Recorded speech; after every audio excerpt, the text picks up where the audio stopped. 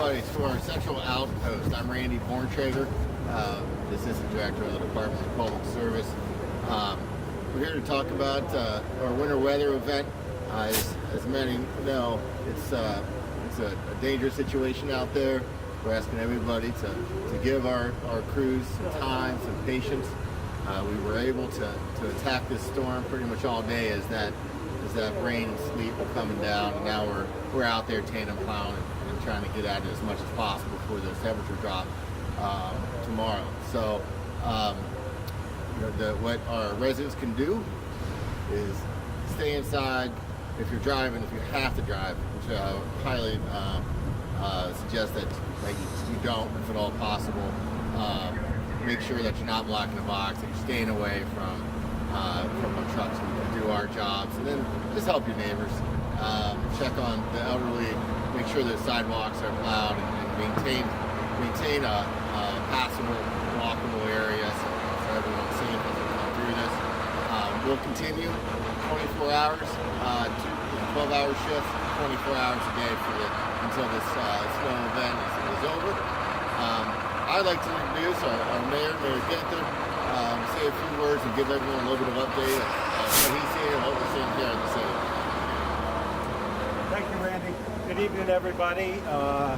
So excited to be able to ride with a great snow warrior tonight, Lacey Markham, who hails from the west side. She's going to be out and about and showing me what they're working on. Great team effort today. We were able to get some pre-treatment out and try to catch up from the rain that really made that a challenge to do yesterday. Got tandem plowing going on right now throughout the city, which makes the work probably a little slower but more effective, having the tandem plowing taking place as opposed to isolated plowing. Over 50 trucks that are out working Columbus roadways. Obviously still very much focused on priority one. Our hope is to get to those priority two streets later tomorrow afternoon, maybe into the evening.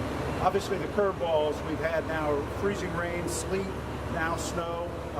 It's been an adventuresome day here in Columbus, and just grateful for our snow warriors. Working 12-hour shifts, going 24 hours a day, will be for the next several days.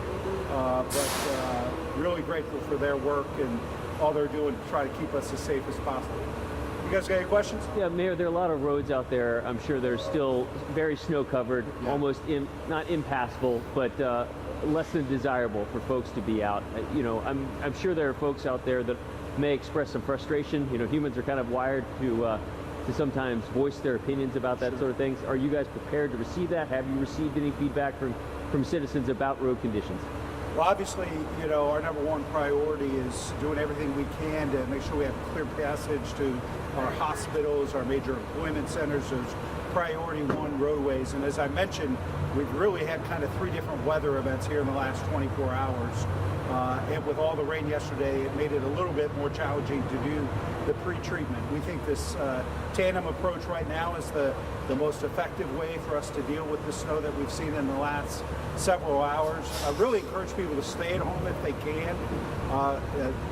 Really exercise patience as much as they can. Give our warriors the space and time they need to help make sure that we get to our priority ones, twos, and beyond over the next several days. But if folks can stay home, encourage them to do so. Again, check in on your neighbors. These are pretty treacherous conditions, and so if you have seniors or others living around you, please checking in on them to make sure that they're okay and they have everything they need.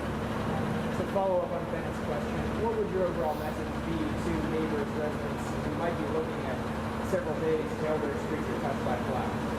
Continue to urge patience. Make sure your sidewalks are clear and that safe passage for folks that are letter carriers, other basic city services. Cities don't shut down, so we picked up the recycling today in parts of our city, and refuse. We're going to continue doing that, but we need everybody to do their part and make sure their sidewalks and areas around their homes are clear, so we can continue to operate as a city even in the midst of a major weather event.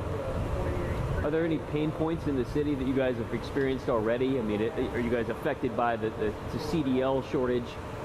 You know, if you got 50 trucks out, I don't have my notes in front of me from several years ago, but I'm thinking that's fewer than what we've had in years past. Yeah, I think we had 60 out, over 60 earlier today, over 50 now, so pretty steady in that respect. I think you've seen a pretty unprecedented regional partnership. Director Gallagher and her team were out meeting with emergency management, well over a month ago with all of our suburban neighbors, the county, the state, all working together because we're all facing the same shortage of CDL drivers. So trying to figure out what else we could be doing more effectively and efficiently because, whether you live in Columbus or you live in a suburban community, we're all central Ohio and need safe passage to our hospitals, health systems, and major employment centers. So I think there's been a great amount of collaboration and cooperation this year.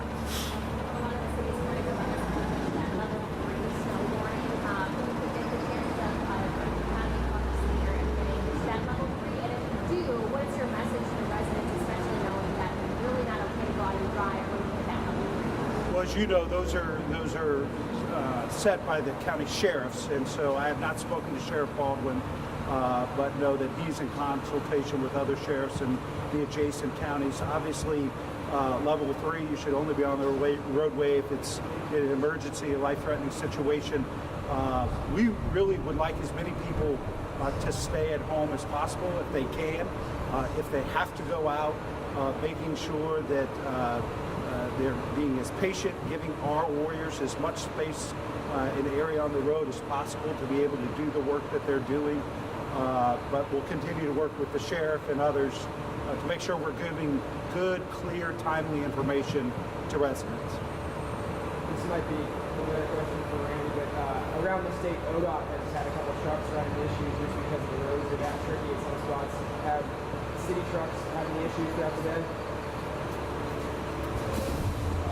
No. So far, our trucks are all doing well. I mean, we have a wonderful facilities division that is taking care of them in different areas as well. So, the fact is we have as many as we need to keep going. And, we can also borrow from, the wonderful thing about the city is that we have great collaborative partners within our own department. So we can borrow trucks from different departments, different divisions. And so we're doing great right now as far as like our maintenance and those types of things are going. We got a lot in front of us. So, every day we're gonna have to reevaluate, make sure that we have everything up to speed and that all the trucks are kind of. Can you remind us of the city's goal for when it is to get to those residential streets? Is it 72 hours? 24 to 72 hours after the end of the actual event. We expect to be in our residential collector streets tomorrow night. So those are the streets that 2-3 blocks away from where you would live. Those are the ones that kind of cut through the neighborhoods, those type of things. We'll be into those probably tomorrow night. It's up to Mother Nature, but we're expecting there, and then we'll just kind of go from there. But I think the way that this storm has come down, we had a couple hours, as the mayor said, we could pre-treat right in the middle there when the sleet was coming in. We think we can push a lot of that snow off with our tandem plowing. So I think we're going to be into some of those residential collector streets tomorrow, and we'll see. All right, thank you, Randy. Thanks, Randy.